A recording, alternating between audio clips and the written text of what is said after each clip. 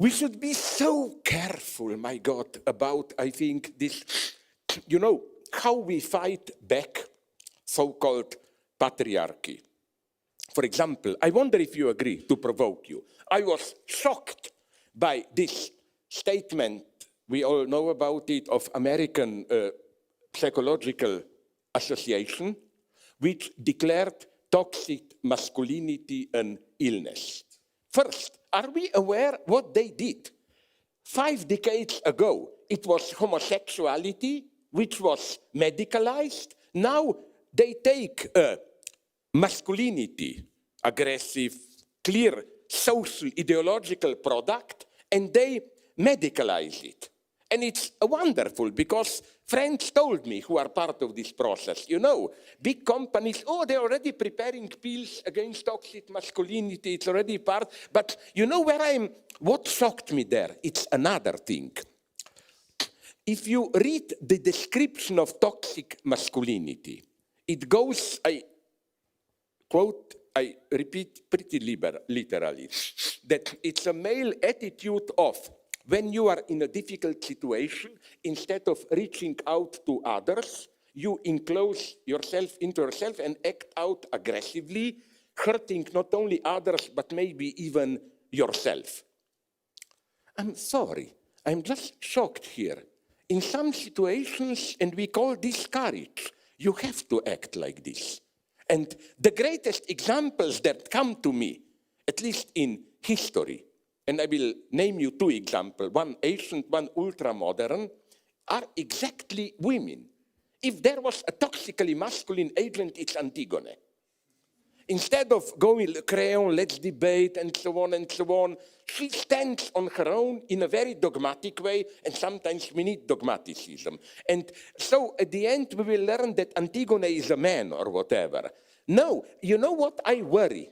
Here I do a more precise. Then they tell me, but you want to defend men beating women. No, kill them. I'm one of the few persons that I know for death penalty. I don't get a problem with that.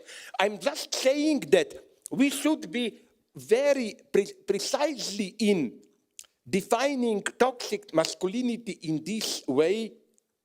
They do something very dangerous. They propose a certain, much more conformist logic of don't act too radically, share it with others, and so on, as norm. I think it's part of new conformism and so on. No? Here, Slavoj Zizek made a very good point about associating certain definitions with certain words. To explain this, we have to understand why we are associating the quality of suppressing your feeling with a word like toxic masculinity. So after the movement for women's rights gained popularity, we started to get more and more women in professional world, which is a good thing. Then efforts were made to remove any barriers that could potentially affect a woman's path to success in professional life, like giving women access to maternity leave, establishing daycare. So all these efforts helped women gain more and more success in the professional world, which is a very good thing.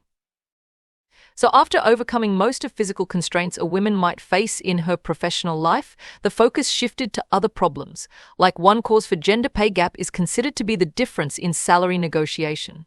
Men sometimes overestimate their abilities and ask for more than they are worth. On the other hand, women sometimes underestimate their abilities and ask for less than they are worth.